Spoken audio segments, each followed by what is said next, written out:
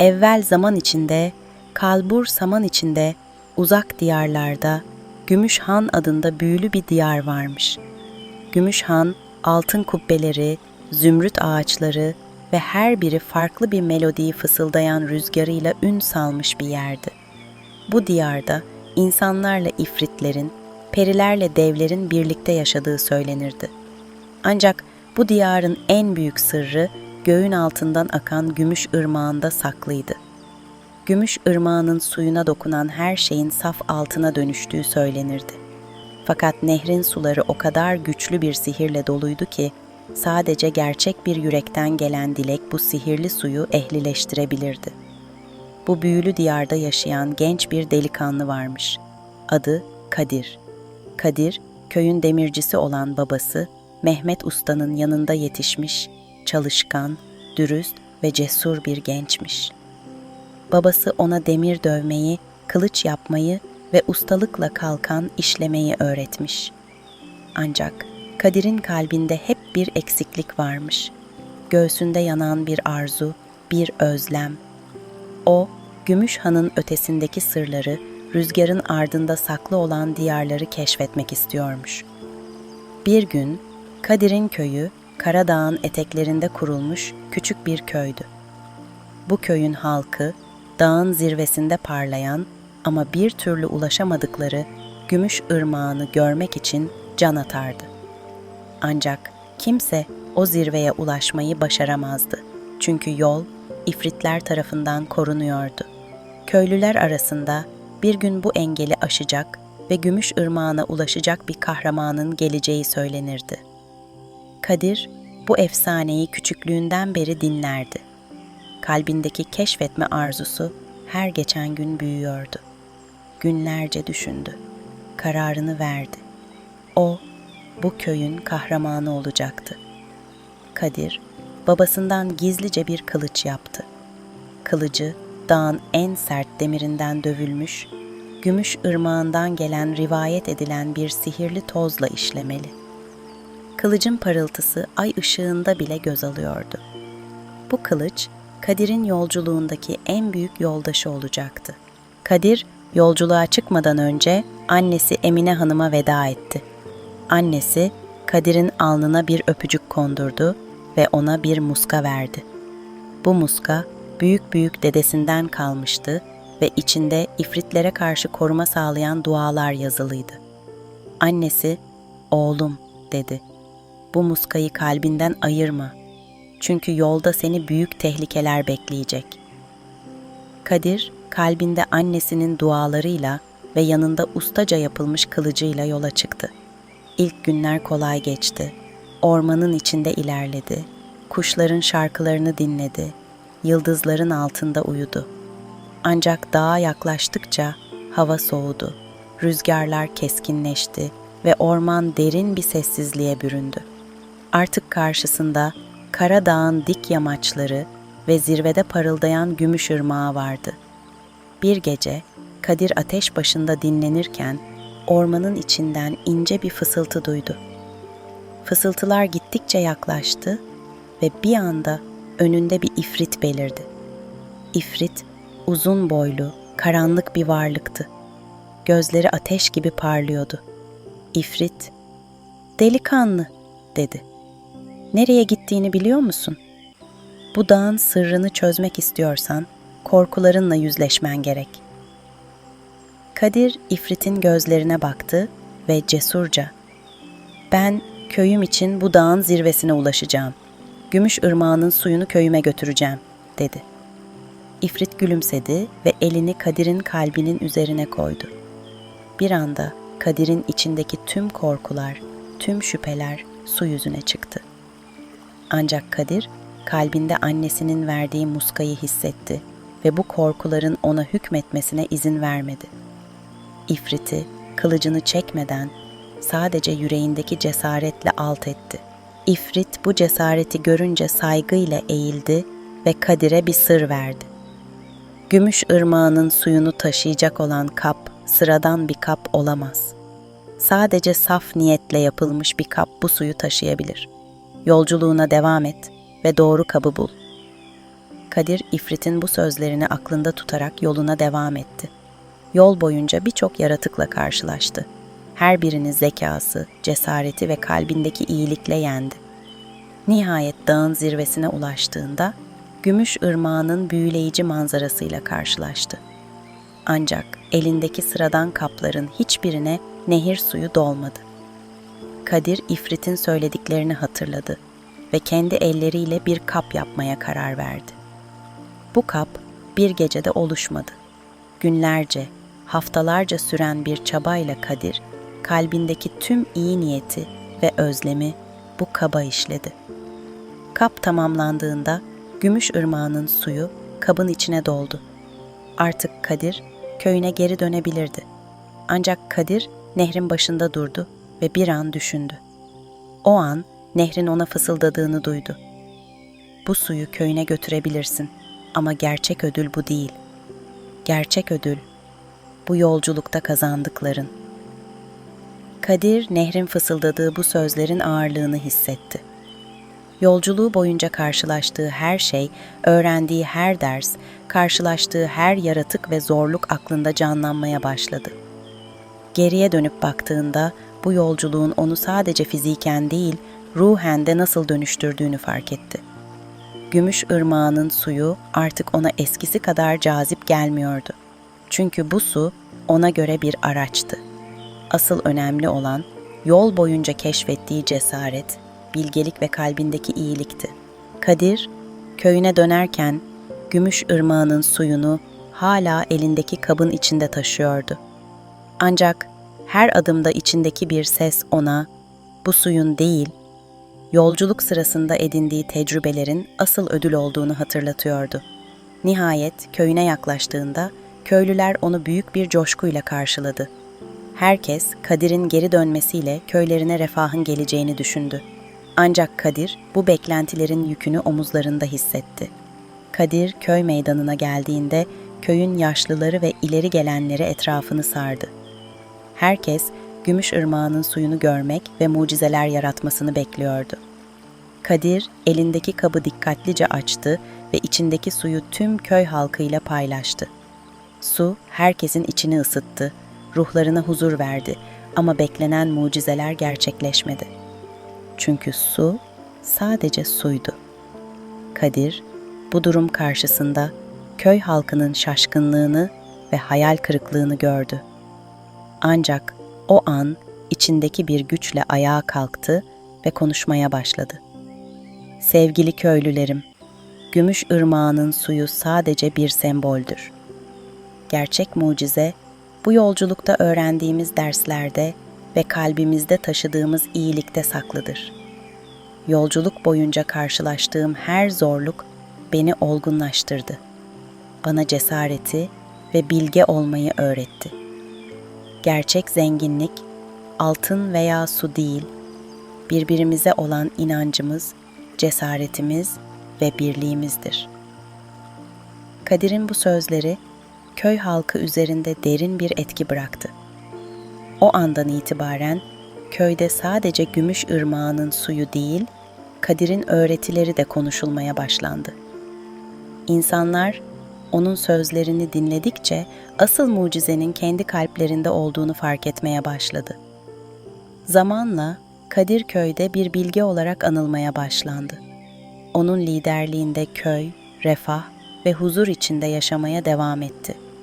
Kadir, hayatının geri kalanını köylülerine rehberlik ederek onlara cesaret ve iyilikle dolu bir yaşam sürmelerini öğreterek geçirdi. Gümüş Irmağı'nın suyu köydeki kutsal bir eşya olarak saklanmaya devam etti.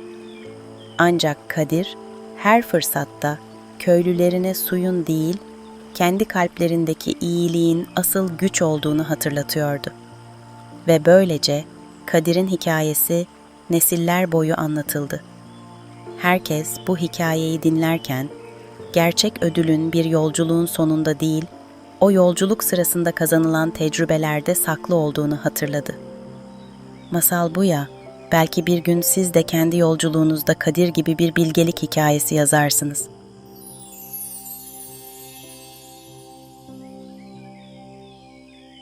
çok eskiden bir adam ile oğlu yaşarmış. Bu adam ormana gider, bütün gününü orada geçirir ve ilk gelen müşteriye satmak için kuş yakalarmış. Gün gelmiş ve adam ölmüş. Oğlu yapayalnız kalmış. Ancak oğlan babasının mesleğinin ne olduğunu bilmiyormuş. Bunu öğrenmek için evlerinde bir ipucu ararken kümes hayvanları için bir tuzak bulmuş. Böylece ormana gidip tuzağı bir ağaca kurmuş. O anda ağacın üzerinden bir karga uçmuş ve tuzak kurnazca döşendiği için zavallı kuş yakalanmış. Delikanlı ağaca tırmanmış ama kuşu yakaladığında karga ona daha güzel ve değerli bir şey vereceğine dair yemin ederek kendisini bırakması için yalvarmaya başlamış. Karga yalvarıp yakarmış ve nihayet serbest kalmış. Genç tekrar tuzağı kurmuş ve beklemek üzere ağacın dibine oturmuş. O sırada başka bir kuş gelmiş, o da doğruca tuzağa düşmüş. Genç, kuşu almak için tekrar ağaca tırmanmış ama onu gördüğünde ormanda daha önce hiç bu kadar güzel bir şey görmediği için hayretle düşmüş. Kuşu seyredip kıkırdadığı sırada karga ona tekrar görünmüş ve "O kuşu padişaha götür, senden satın alacak." demiş. Bunun üzerine delikanlı kuşu bir kafese koyup saraya götürmüş. Padişah bu güzel hayvanı gördüğünde neşeyle dolmuş ve gence o kadar çok para vermiş ki delikanlı bu parayla ne yapacağını bilememiş. Kuşuysa altın bir kafese koymuşlar ve padişahın neşesi gece gündüz sürmüş. Gel gör ki padişahın kuşu getiren gencin talihini fena halde kıskanan ve onu nasıl ayaklarının altına alabileceğine kafa yoran bir veziri varmış. Sonunda aklına bir plan gelmiş, ardından sultanın huzuruna çıkarak şöyle demiş: "Fil dişi bir sarayda kalsaydı ne mutlu olurdu bu kuş." "Evet," diye yanıtlamış padişah. "Ama saray yapacak kadar fil dişini nereden bulacağım?" "Kuşu buraya getiren genç," demiş vezir. "Fil dişini kesinlikle bulacaktır." Bunun üzerine padişah genç kuşçuyu çağırıp ona kuş için fil dişi bir saray yapmasını emretmiş ve "Fil dişini bulacağına itimadım tam," demiş. "Aman padişahım efendim," diye yakınmış genç. "Bu kadar fil dişini nereden bulayım?" "Orası sana kalmış," diye yanıtlamış padişah. "Sana 40 gün mühlet. O zamana kadar istediklerim burada olmazsa kafan ayaklarımın altında olur." Delikanlı çok endişeliymiş ve ne yapacağına karar vermeye çalışırken karga uçarak yanına gelip neye bu kadar üzüldüğünü sormuş. Bunun üzerine genç ona küçük kuşun başına ne kadar büyük bir iş açtığını anlatmış. Karga, "Bu kadar kafana takmana gerek yok," demiş. "Padişaha gidip ondan 40 araba dolusu şarap iste." Kuşçu, kuşun sözünü dinleyip hünkârdan şarap ve onları taşımak için araba istemiş. İsteği kabul edilince de küpler dolusu şarabı arabalara yüklemiş. Geri dönerken karga havalanıp şöyle demiş: "Neredeyse dünyadaki tüm fillerin su içmeye geldiği, sınırında 40 büyük su hendeği bulunan bir orman var. Oraya gidip hendekleri su yerine şarapla doldur. Böylece filler sarhoş olup yere yığılacak, sen dişlerini çekip onları padişaha götürebileceksin." Delikanlı kuşun dediğini yapmış ve boş arabalarını fil dişleriyle doldurup saraya dönmüş.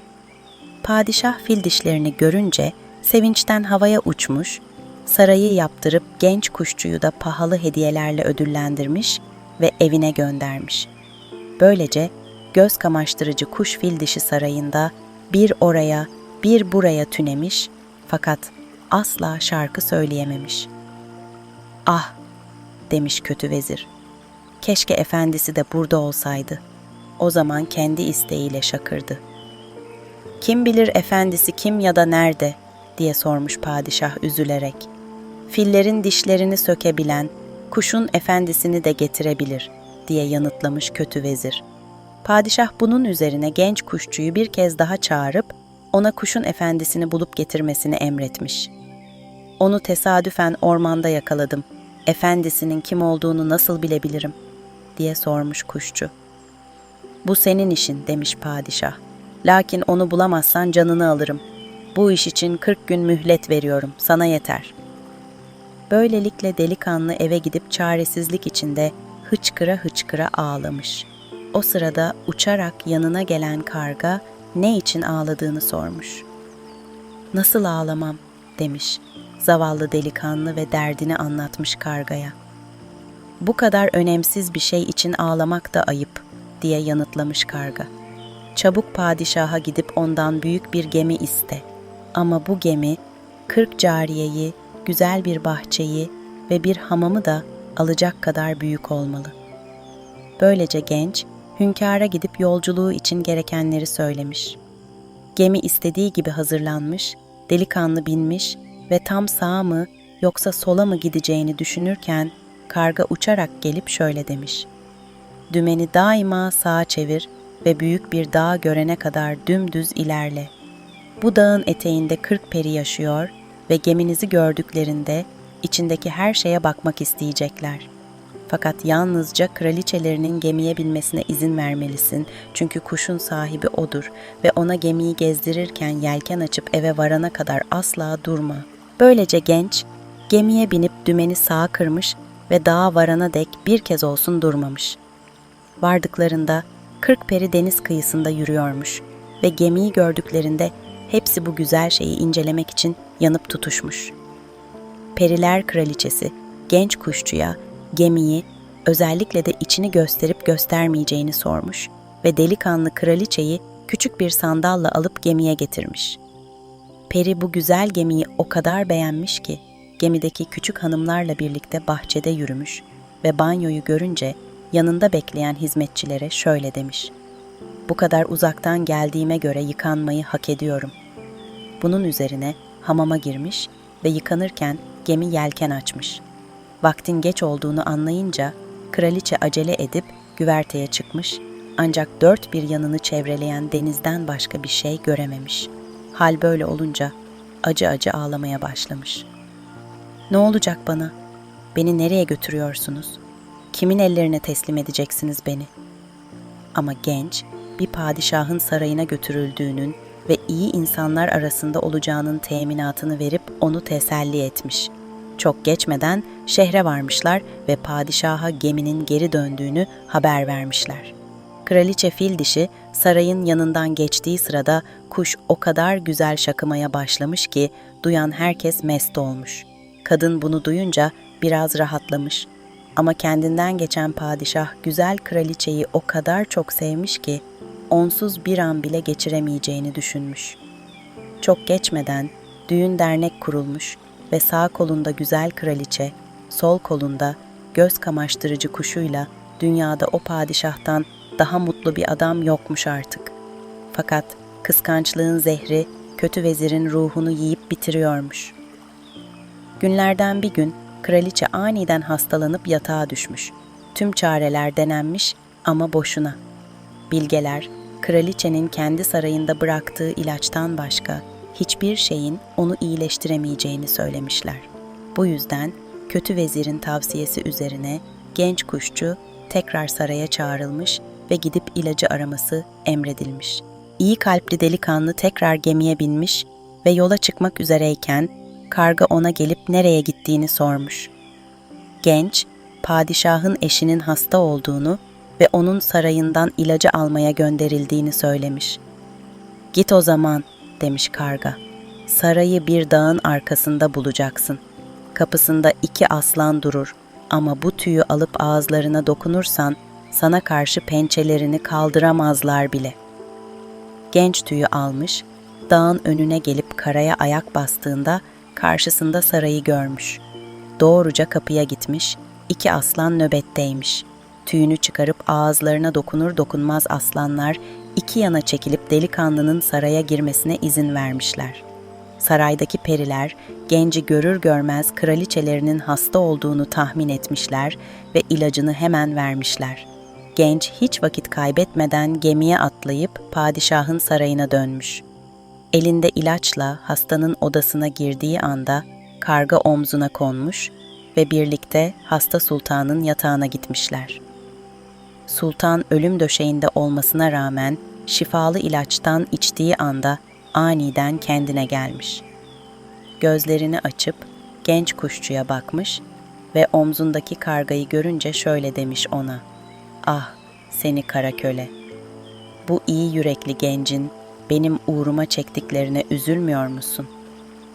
Sonra sultan kocasına bu karganın eskiden hizmetçisi olduğunu ve hizmetindeki ihmal nedeniyle kargaya dönüştüğünü anlatmış.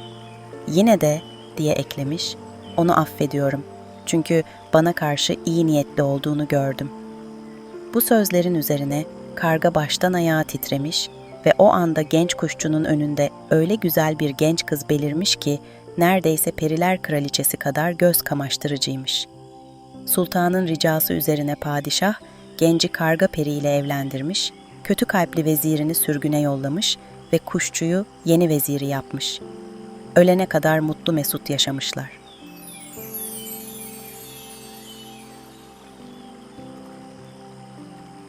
Evvel zaman içinde, kalbur saman içinde, uzak diyarlarda, yeşil vadilerle çevrili, küçük bir köyde yaşayan Ahmet adında bir genç varmış. Ahmet, köyün en çalışkan ve cesur delikanlısı olarak bilinir. Ancak hayatında onu hep eksik hissettiren bir şey varmış. Büyük bir macera. Bir gün köyün yaşlısı olan Bilge Hacı Dede Ahmet'i yanına çağırmış. Hacı Dede köyün geçmişine dair çok eski hikayeler bilirmiş ve bu hikayelerden biri gizemli Zümrüdü Anka kuşunun yaşadığına inanılan 7 dağların ardındaki Gökkuşağı Vadisi'nden bahsedermiş. Efsaneye göre bu kuşu gören kişinin hayatı sonsuza dek değişirmiş ve karşılaştığı tüm zorluklar ortadan kalkarmış. Hacı Dede Ahmet'e bu efsaneden bahsederken gözlerinde bir parıltı belirmiş. "Ahmet," demiş, "senin içinde büyük bir cesaret var. Gökkuşağı Vadisi'ni bulursan sadece köyümüzü değil, belki de bütün dünyayı değiştirecek bir şeyler öğrenebilirsin." Ahmet bu teklifi duyduğunda içinde büyük bir heyecan hissetmiş. Hazırlıklarını yapmış, en sevdiği yayını ve okunu alarak yola koyulmuş. Yolculuk zorlu ve uzunmuş. Karşısına çıkan ilk büyük zorluk karanlık orman olmuş. Bu ormanda ağaçlar öylesine sık ve karanlıkmış ki gökyüzü neredeyse görünmüyormuş. Ancak Ahmet cesaretini kaybetmeden yürümüş, her adımında eski bir Türk duası mırıldanmış. Ormanın derinliklerinde Ahmet'i büyük bir kaplan karşılamış. Kaplan, ormanın koruyucusuymuş ve buraya giren herkese meydan okurmuş. Ahmet, kaplana saygıyla eğilmiş ve ona hikayesini anlatmış. Kaplan, Ahmet'in cesaretine hayran kalmış ve ona, "Eğer kalbinde korku yoksa yoluna devam et ama unutma ki bu yolun sonu seni sınayacak," demiş. Kaplanın uyarısını aklında tutarak Ahmet yoluna devam etmiş. 7 dağlara ulaştığında karşısında yükselen devasa kayalıklar ve sarp yollar onu bekliyormuş. Bu dağlar yüzyıllardır kimsenin geçemediği gizemli dağlarmış. Ahmet bu engeli aşmak için dağlara tırmanmaya başlamış. Günlerce süren bu yolculukta soğuk rüzgarlar ve sert kayalıklar ona engel olmaya çalışmış ama Ahmet yılmamış. Sonunda Gökkuşağı Vadisi'ne varmış. Burası adını gökyüzündeki sürekli gökkuşağından alıyormuş. Ahmet, vadinin ortasında devasa bir ağacın olduğunu fark etmiş. Ağacın dalları gökyüzüne doğru uzanıyormuş ve her dalın ucunda ışıldayan meyveler varmış. Bu meyvelerin her biri dünyanın farklı köşelerinde bulunan zorlukları simgeliyormuş. Ahmet, ağacın altında bir süre oturmuş, sonra içinden bir ses duymuş. Bu Zümrüdü Anka kuşunun sesiymiş. Kuş, Ahmet'e, "Eğer beni görmek istiyorsan, kalbindeki en derin korkuyla yüzleşmelisin," demiş. Ahmet gözlerini kapatmış ve kalbinde sakladığı korkularını düşünmeye başlamış. En büyük korkusu sevdiklerini kaybetmekmiş. Bu korkunun üstesinden gelmek için içindeki sevgi ve cesarete sarılmış. Gözlerini açtığında karşısında zümrüdü anka kuşunu görmüş. Kuş parlak tüyleriyle göz kamaştırıcıymış. Ahmet'e doğru süzülmüş ve ona bir tüy vermiş. Bu tüy Ahmet'in hayatını değiştirecek sihirli bir güç taşıyormuş. Kuş, bu tüy sana her zaman cesaret ve bilgelik verecek ama onu sadece gerçek ihtiyaç anında kullanmalısın demiş. Ahmet, zümrüdü anka kuşunun tüyünü aldıktan sonra derin bir minnettarlıkla eğilerek kuşa teşekkür etmiş. Bu tüyün ona ne zaman ve nasıl yardımcı olacağını bilmeden kalbinin derinliklerinde bir güven hissetmiş. Tüyü dikkatle yanındaki deri keseye yerleştirip yoluna devam etmiş. Köyüne geri dönerken Ahmet'in içi bir yandan sevinçle doluyken diğer yandan da bir huzursuzluk hissi peşini bırakmıyormuş. Bu yolculuk ona çok şey öğretmiş, ancak zümrüdü anka kuşunun verdiği tüyün gerçek gücünü anlamak için bir sınavla karşılaşacağını hissediyormuş. Ahmet köyüne vardığında büyük bir şölenle karşılanmış. Köylüler onun geri döneceğinden endişe etmişler. Ama Ahmet'in sağ salim döndüğünü görünce büyük bir sevinç yaşamışlar. Ahmet maceralarını anlatırken köyün yaşlıları ve bilge Hacı Dede bile bu genç adamın gösterdiği cesarete hayran kalmışlar. Ancak köyde bir tuhaflık sezmeye başlamış. İnsanlar arasında daha önce hiç görmediği bir gerginlik hakimmiş. Günler geçtikçe Ahmet, köyün dışındaki tarlalarda garip bir karanlığın hüküm sürdüğünü fark etmiş. Ürünler soluyor, hayvanlar korkudan titriyor ve geceleri karanlık, bilinmeyen bir tehdit hissediliyormuş. Bir gece Ahmet yatağında yatarken bir çığlık sesiyle uyanmış. Dışarıya fırladığında köy meydanında toplanmış insanların korku dolu bakışlarıyla karşılaşmış. Hacı Dede Ahmet'in yanına gelmiş ve ona tedirgin bir şekilde şöyle demiş: "Kötülük, 7 dağların ardındaki karanlık mağaralardan serbest kaldı. Bu güç, köyümüzü yok edecek kadar güçlü ve bizim yapabileceğimiz çok az şey var." Ahmet, zümrüdü anka kuşunun tüyünü hatırlamış ama hemen kullanmak yerine köydeki herkesi sakinleştirip bir çözüm bulmaları gerektiğini söylemiş. Cesaret ve bilgelik tüyde değil, Ahmet'in yüreğinde saklıymış. Ahmet, köydeki en cesur adamları yanına alarak köyün etrafında devriyeler kurmuş. Karanlık tehdidin köyün sınırlarını aşmaması için ellerinden gelen her şeyi yapmışlar. Ancak geceler geçtikçe karanlık güç daha da güçlenmiş ve sonunda köyün tam kalbinde ortaya çıkmış. Bu devasa bir kara yılanmış, gözleri kızıl, nefesi zehir gibi öldürücüymüş. Yılan, köydeki her şeyin yok olmasını istemiş. Ahmet, yılanla karşı karşıya geldiğinde elindeki tek silah olan tüyü hatırlamış. Zümrüdü anka kuşunun ona verdiği öğütü anımsayarak tüyü çıkarıp yılanın karşısında havaya kaldırmış. Tam bu sırada tüy parlamaya başlamış ve ışığı o kadar güçlüymüş ki yılanın gözlerini kör etmiş.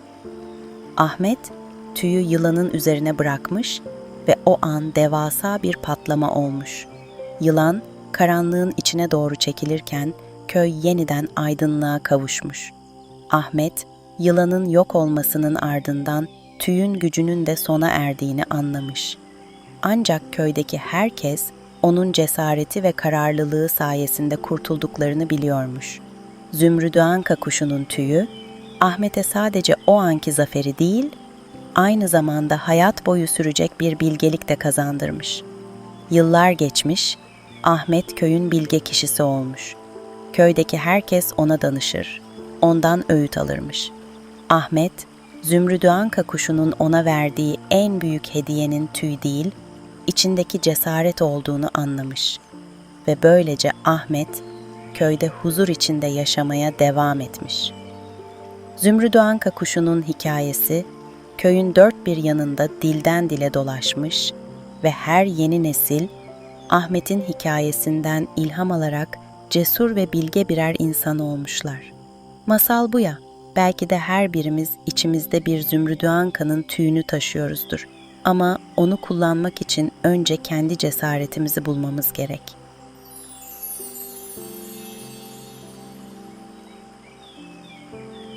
Zamanın birinde bir padişah yaşarmış ve bu padişahın 40 oğlu varmış. Bütün gün ormanda gezinir, kuşlara tuzak kurar, hayvanları avlarlarmış. Ama en küçüğü 14 yaşına bastığında babaları onları evlendirmek istemiş. Bu yüzden oğullarını yanına çağırıp dileğini söylemiş. 40 erkek kardeş evleneceğiz demişler.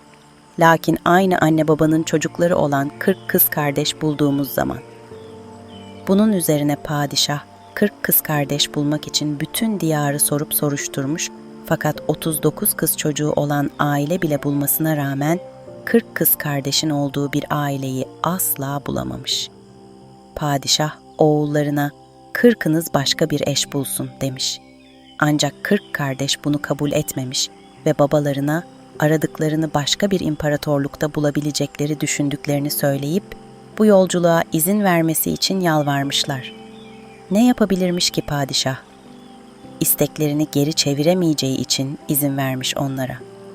Ama ayrılmadan önce onları huzuruna çağırıp babaları olarak şöyle demiş.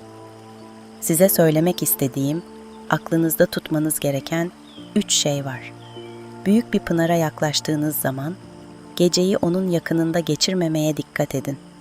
Pınarın ötesinde bir kervansaray var. Orada da kalmamalısınız. Kervansarayın ötesinde ise uçsuz bucaksız bir çöl var. Lakin orada da bir an olsun dinlenmemelisiniz. Oğullar bu konuda babalarına söz verdikten sonra yükte hafif pahada ağır şeyleri yanlarına alıp yola koyulmuşlar. Az gitmiş uz gitmiş, sigaralarını tüttürüp 40 fincan kahve içmişler. Karanlık çöktüğünde büyük pınar önüne gelmişler. Doğrusu diye başlamış yaşça büyük kardeşler, bir adım daha ileri gidemeyeceğiz. Yorulduk ve gece bastırdı. 40 kişinin korku duyacak neyi olabilir ki? Bunun üzerine atlarından inip yemeklerini yemişler ve dinlenmek üzere yere uzanmışlar. Sadece 14 yaşındaki en küçük erkek kardeş uyanık kalmış. Vakit neredeyse gece yarısıymış ki genç şehzade tuhaf bir ses duymuş. Silahlarını alıp sesin geldiği yöne döndüğünde önünde 7 başlı bir ejderha durduğunu görmüş. Birbirlerine üstüne atılmışlar. Ejderha 3 kez şehzadeye saldırsa da ona zarar verememiş. "Öyleyse sıra bende," diye haykırmış genç. "İmana mı geleceksin yoksa?" Ve bu sözlerin üstüne canavara öyle bir darbe indirmiş ki 7 başından 6'sı uçup gitmiş. "Bir kez daha vur bana," diye inlemiş ejderha. "Yok ya," diye yanıtlamış genç. "Beni anam bir kere doğurdu." Ejderha o anda parçalara ayrılmış, geriye kalan tek başıysa kuyunun kenarında durana dek yuvarlanıp gitmiş. "Ruhumu bu kuyudan kim çıkarırsa," demiş, "hazineme de o sahip olacak." Ve bu sözlerin üzerine başı kuyuya mıhlanmış. Genç bir ip alıp bir ucunu kayaya bağlamış ve diğer ucunu da kendisi tutarak kuyuya inmiş. Kuyunun dibinde demir bir kapı bulmuş. Kapıyı açıp içeri girmiş ve hemen önünde babasınınkinin yanında baraka gibi kaldığı bir saray duruyormuş. Sarayın içinde 40 oda varmış ve her odada arkasında muazzam mücevherlerle işlenmiş bir kasnakla birer genç kız oturuyormuş. "İn misin, cin misin?" diye sormuş genç kızlar korkuyla. "Sıradan bir Ademoğluyum," diye yanıtlamış prens. "Az önce 7 başlı bir ejderhayı öldürdüm ve yuvarlanan kafasını buraya kadar takip ettim." Genç kızlar bu sözleri duyunca öyle sevinmişler ki delikanlıya sarılıp onları orada bırakmaması için yalvarıp yakarmışlar. Tek bir ana babanın çocukları olduklarını söylemişler. Ejderha anne ve babalarını öldürüp kızları kaçırmış, artık bu koca dünyada onlara bakacak kimseleri yokmuş. "Biz de 40 kişiyiz," demiş genç ve aynı anadan doğma 40 hanım arıyoruz. Sonra onlara öncelikle kardeşlerinin yanına çıkacağını, ardından tekrar geleceğini söylemiş. Böylece kuyudan çıkıp pınar başına gitmiş ve kardeşlerinin yanına uzanıp uyuyakalmış. Sabah erkenden 40 kardeş ayağa kalkmış ve kuyuyla alakalı onları korkutmaya çalıştığı için babalarına gülmüşler. Yeniden yola koyulmuşlar ve karanlık bastırıncaya dek yol almışlar. O sırada karşılarına bir kervansaray çıkmış. "Abiler, bir adım öteye gidemeyeceğiz," demişler. En küçük erkek kardeş, babalarını dinlemenin iyi olacağı söylemekte ısrar etmiş. Ama sözlerinin beyhude olacağını biliyormuş. Fakat ufak kardeşlerini alaya almışlar. Yiyip içip dualarını ettikten sonra da uykuya dalmışlar. Sadece en küçükleri uyanık kalmış. Gece yarısına doğru yine bir ses duymuş delikanlı. Silahlarını almış ve önünde yine 7 başlı ama öncekinden çok daha büyük bir ejderha belirmiş. Ejderha önce üstüne atılmış ama şehzadeyi yenememiş. Sonra genç bir darbe indirmiş ve ejderhanın 6 kafasını uçurmuş. Bunun üzerine ejderha kendisine bir daha vurmasını istemiş ama delikanlı yapmamış. Kafa bir kuyuya yuvarlanmış, delikanlı peşinden gitmiş ve öncekinden daha büyük ve içinde çok daha fazla hazine ve değerli eşya bulunan bir saraya gelmiş. Kuyunun yerini bulmak için işaretlemiş ve kardeşlerinin yanına dönmüş. Büyük mücadelesinden bitkin düşmüş halde öyle derin bir uykuya dalmış ki ertesi sabah kardeşleri onu sarsarak uyandırmak zorunda kalmış. Yeniden ayağa kalkıp atlarına binmişler. Dere tepe düz gitmişler ve güneş batarken ne görsünler. Önlerinde uçsuz bucaksız bir çöl uzanıyormuş. Yatmaya hazırlandıkları sırada öyle güçlü bir kükreme duyulmuş ki dağlar sarsılmış. Şehzadeler 7 başlı devasa bir ejderhanın kendilerine doğru geldiğini gördüklerinde çok korkmuşlar. Öfkeyle ateş kusarak kükremiş, "İki kardeşimi kim öldürdü? Nerede o? Göstereceğim gününü." En küçük kardeş, abilerinin korkudan beti benzi attığını görünce birinde büyük bir hazine, diğerinde ise 40 genç kızın bulunduğu 2 kuyunun anahtarlarını vermiş onlara. "Her şeyi eve götürün," demiş. Kendisine gelince önce ejderhayı öldürmeli, sonra onların peşinden gelmeliymiş. 39 kardeş hiç vakit kaybetmeden atlarına binip 4 nala sürmüşler. Bir kuyudan hazineyi, diğerinden 40 genç kızı çıkarmışlar ve babalarının yanına dönmüşler. Ama şimdi en küçük kardeşe ne olduğuna bakalım. Aralarında büyük bir mücadele yaşanmış, lakin ne ejderha delikanlıyı yenmiş, ne de delikanlı yenebilmiş ejderhayı. Ejderha, delikanlıyı alt etmeye çalışmanın boşuna olduğunu anlayıp ona şöyle demiş: "Çin, Maçin İmparatorluğuna gidip benim için hükümdarın kızını getirirsen seni bırakırım." Genç, canı gönülden razı olmuş, çünkü bu çekişmeyi daha fazla uzatmak istemiyormuş. Sonra Şampalak adlı bu ejderha, şehzadeye bir gem verip şöyle demiş: "Her gün buraya güzel bir at gelir, onu besler, yakalar ve bu gemi ağzına yerleştirirsen o at seni Çin Maçin İmparatorluğuna götürür." Böylece genç dizgini almış ve beygiri beklemeye koyulmuş. Tam o sırada altın yeleli bir at uçarak gelmiş ve şehzade gemi ağzına soktuğu anda at şöyle demiş: "Ne buyurursun küçük sultanım?" Efendisi dileğini söyleyince göz açıp kapayıncaya kadar Çin Maçin İmparatorluğu'nun önünde durmuş. Delikanlı attan inip dizginleri çıkarmış ve şehre girmiş. Orada yaşlı bir kadının kulübesine girip misafir kabul edip etmediğini sormuş. "Seve seve," diye yanıtlamış yaşlı kadın. Sonra ona bir yer hazırlamış ve genç kahvesini yudumlarken kadına kasabanın havadislerini sormuş. "Vallahi," demiş yaşlı kadın, "7 başlı bir ejderha, imparatorumuzun kızına çok aşık. Bu yüzden bunca yıldır aralarında bir savaş sürüyor ve canavar bizi o kadar zorluyor ki bir kuş dahi uçamıyor diyarımıza." "İmparatorun kızı nerede peki?" "İmparatorun bahçesindeki küçük bir sarayda," diye cevap vermiş yaşlı kadın. Zavallı şey dışarıya adım atmaya bile cesaret edemiyor. Ertesi gün genç, kadının söz ettiği bahçeye gitmiş ve bahçıvandan kendisini hizmetçi olarak almasını istemiş ve adamın yüreğini tüketene kadar yalvarıp yakarmış. "Pekala, seni alacağım," demiş ve bahçedeki çiçekleri sulamaktan başka bir işle uğraşmayacaksın. İmparatorun kızı genci görmüş, onu penceresine çağırmış ve bu diyara nasıl geldiğini sormuş. Genç, ona babasının bir padişah olduğunu, yolculuk ederken ejderha Çampalak'la savaştığını ve ona imparatorun kızını getireceğine dair söz verdiğini söylemiş. "Fakat korkma," diye eklemiş delikanlı. "Benim aşkım ejderhanınkinden daha güçlüdür ve elimi tutmaya cesaretin varsa ondan kurtulacağıma da güven." Küçük hanım, şehzadeye o kadar aşık olmuş ve esaretinden kaçmayı o kadar istiyormuş ki delikanlıya güvenmeye hazırmış. Bir gece sarayından kaçıp ejderha Şampalak'ın yaşadığı çöle doğru yol almışlar.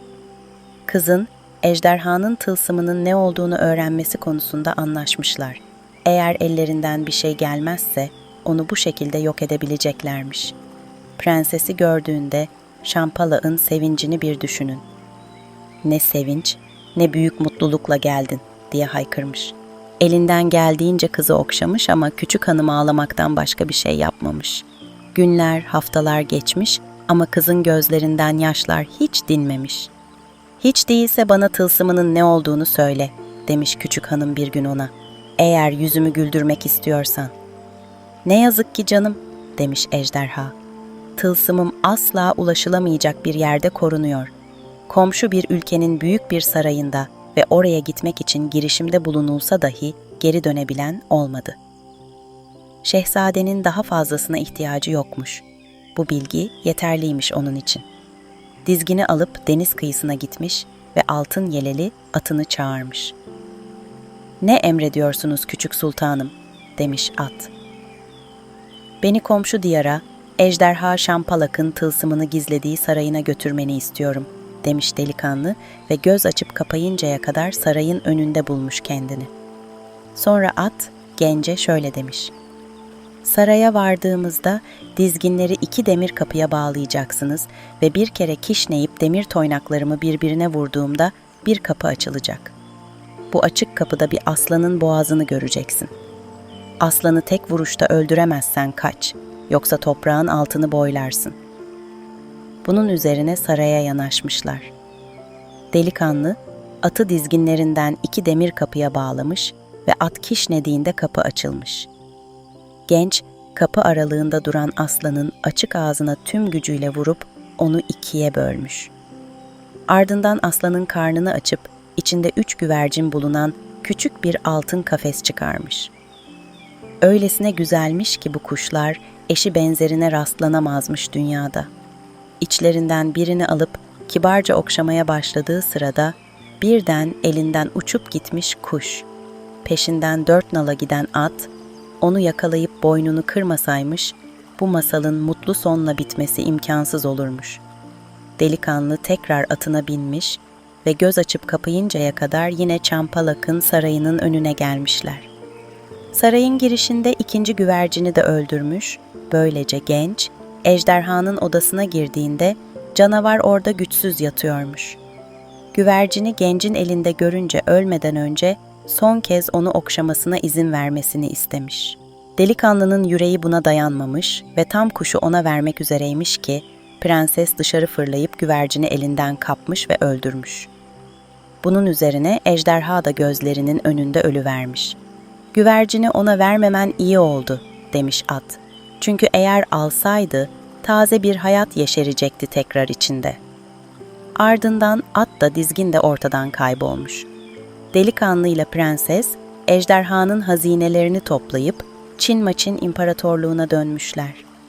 İmparator, kızının kaybının üzüntüsünden dolayı hastalanmış ve onu krallığın her yerinde beyhude yere aradıktan sonra ejderhanın eline düştüğüne ikna olmuş. Birden ne görsün? Kızı şehzadeyle el ele duruyormuş karşısında. Çok geçmeden şehirde öyle bir düğün dernek kurmuşlar ki bitmek bilememiş. Evlendikten sonra tekrar yola koyulmuşlar ve büyük bir orduyla şehzadenin babasına gitmişler. Burada da genç şehzadenin uzun zamandır ölü olduğuna inanıyorlarmış ve şehzade onlara 7 başlı 3 ejderha ve 40 küçük kızın hikayesini anlatmasa o olduğuna bile ikna olmayacaklarmış neredeyse. 40. küçük hanım orada sabırla onu bekliyormuş ve şehzade karısına şöyle demiş: "İşte ikinci gelinim. Hayatımı ejderhadan kurtardın," diye yanıtlamış Çin Maçin prensesi. "Öyleyse onu sana veriyorum, dilediğini yapabilirsin." Böylece ikinci gelin için de bir düğün yapmışlar ve günlerinin yarısını şehzadenin imparatorluğunda, diğer yarısını da Çin Maçin imparatorluğunda geçirip mutlu mesut yaşamışlar.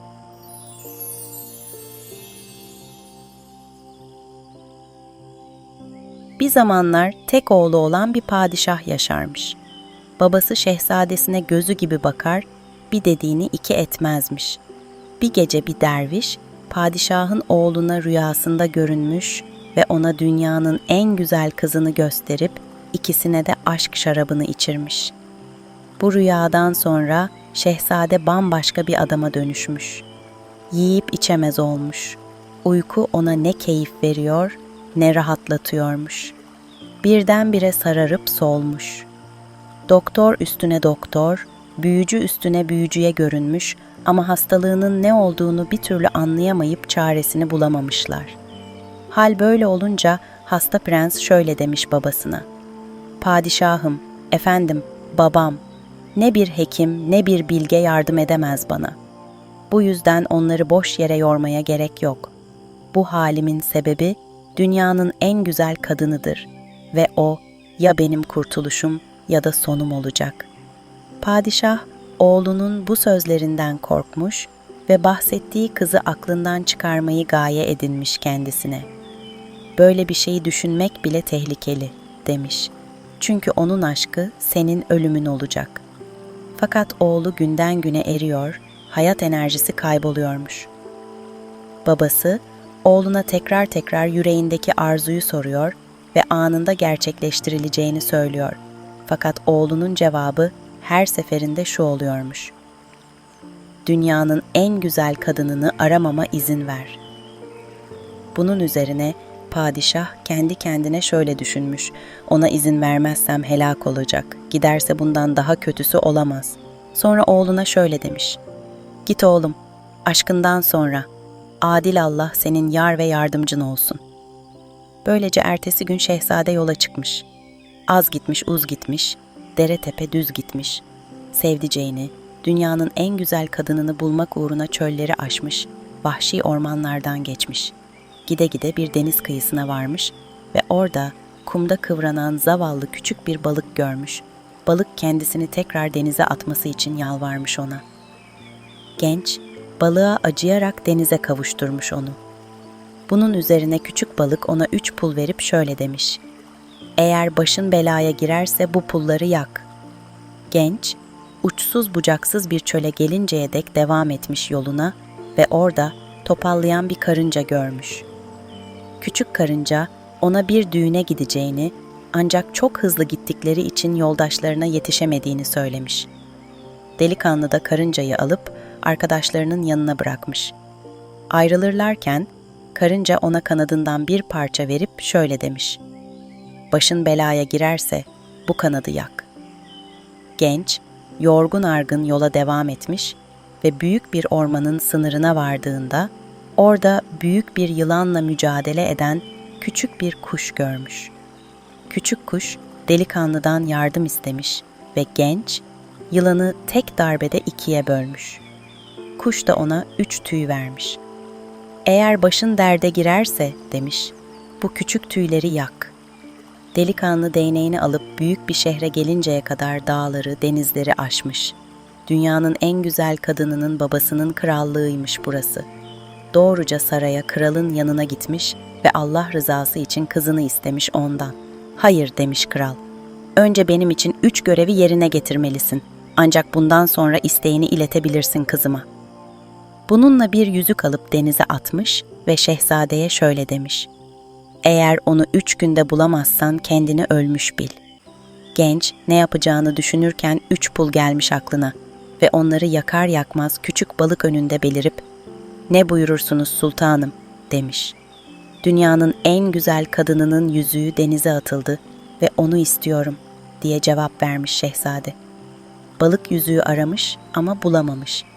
İkinci kez suya dalmış ama yine bulamamış. Üçüncü kez okyanusun 7 kat dibine inip bir balık çıkarmış ve karnını kestiğinde yüzük oradaymış. Bunun üzerine genç yüzüğü krala vermiş, kral da kızına.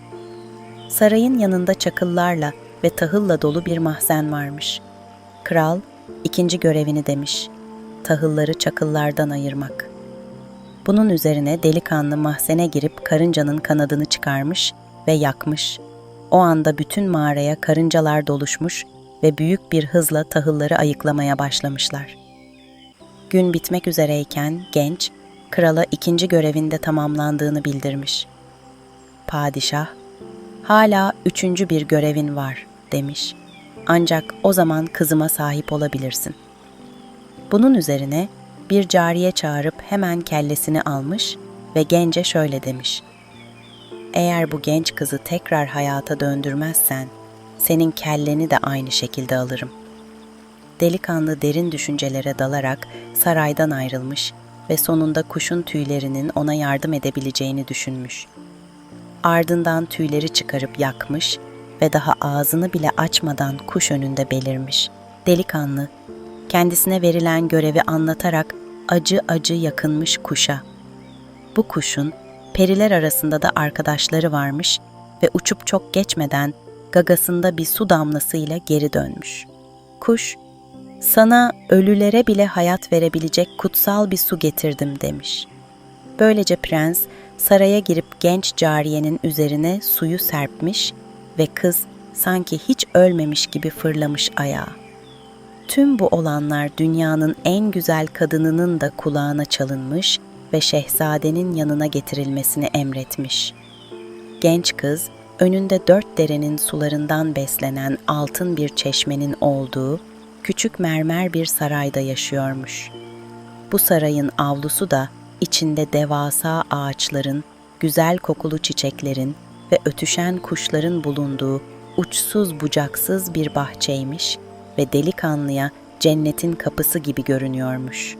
Aniden sarayın kapısı açılmış ve bahçe öyle bir ışıkla dolmuş ki delikanlının gözleri kamaşmış. Sarayın kapısında beliren dünyanın en güzel kadınıymış ve o büyük ışık 2 parlak yanağından yayılan pembelikmiş.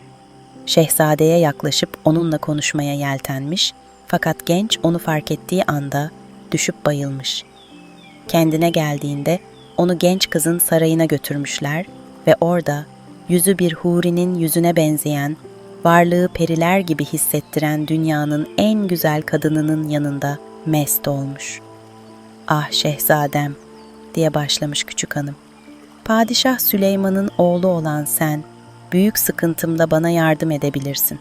Güz şeytanının uçsuz bucaksız bahçesinde şarkı söyleyen bir nar salkımı var.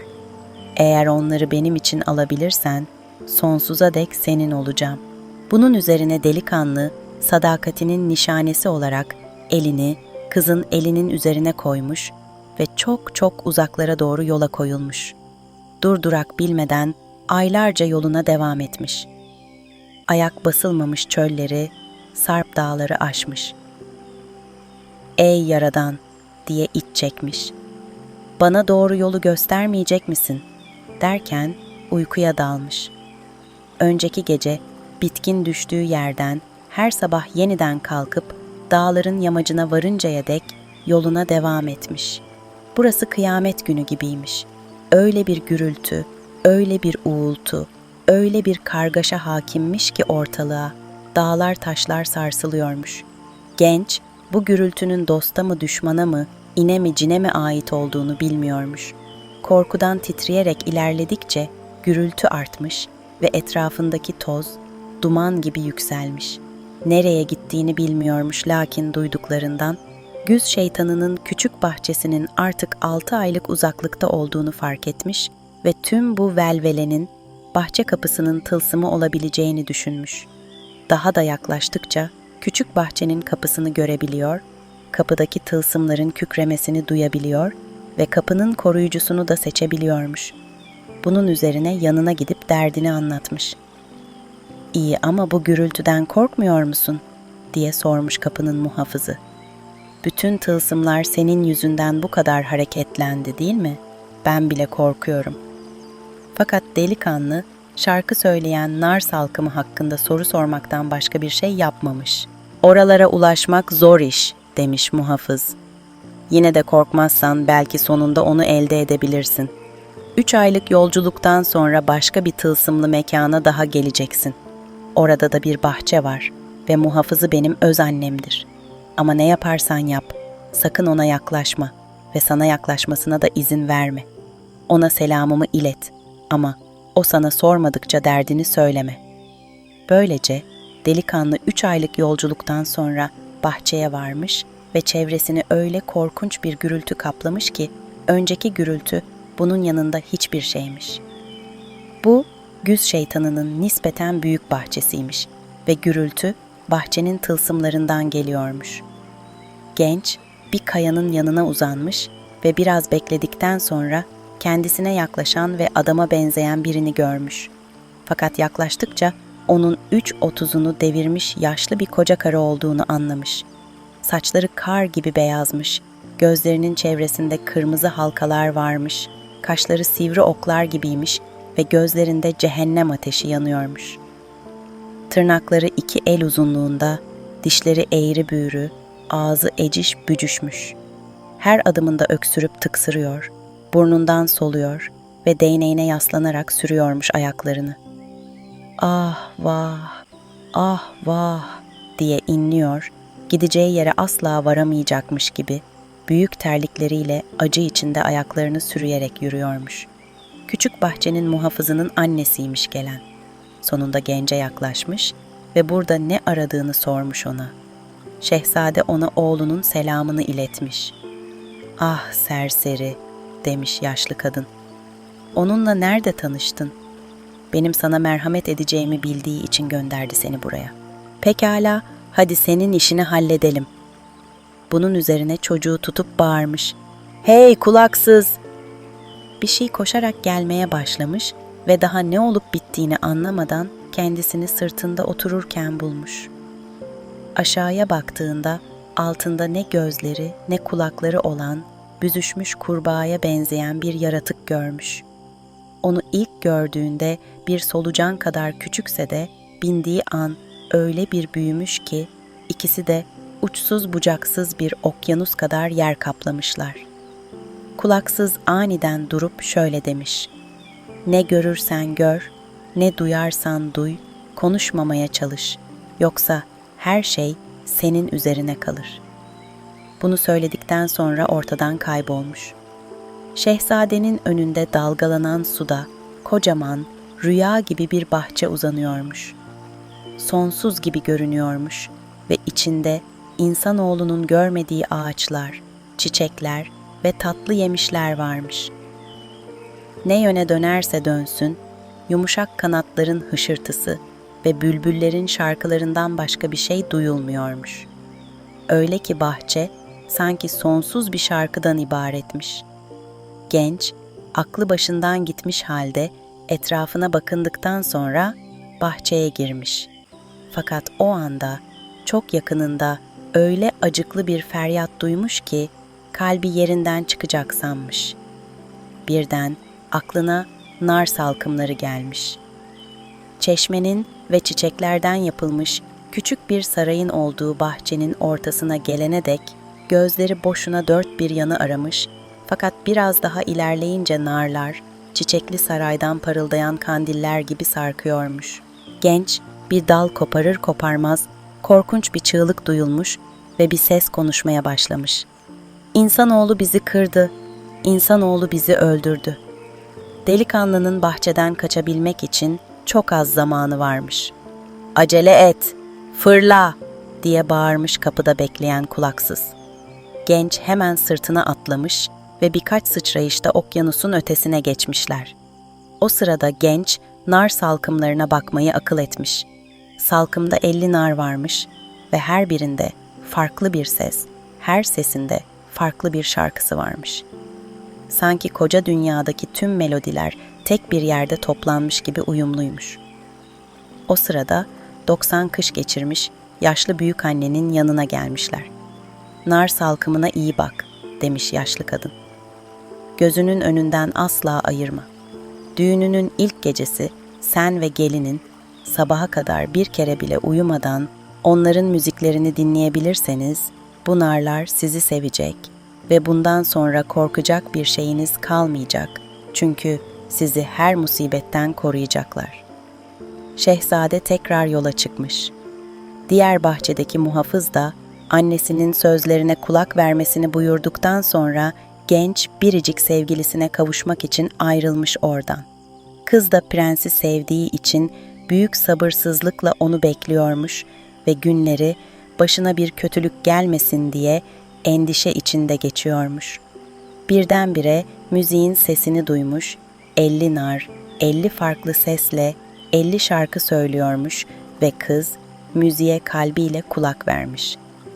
Küçük hanım genci karşılamak için dışarı çıkmış ve onların sevinç dolu kucaklaşmalarında narlar öyle tatlı bir ezgiyle çınlamış ki benzeri bırakın bu dünyayı öte dünyada bile bulunamazmış. Düğün dernek 40 gün 40 gece sürmüş ve 40. gün şehzade gelinin yanına gitmiş, uzanıp narları dinlemişler. Ertesi gün yeniden ayağa kalkmışlar ve nar salkımı aşkları karşısında yeniden mest olmuş. Ardından şehzadenin sarayına doğru yola koyulmuşlar. Orada da bütün ziyafetler yeniden başlamış ve yaşlı padişah o kadar sevinmiş ki hükümdarlığını oğlu nar salkımı padişahına devretmiş.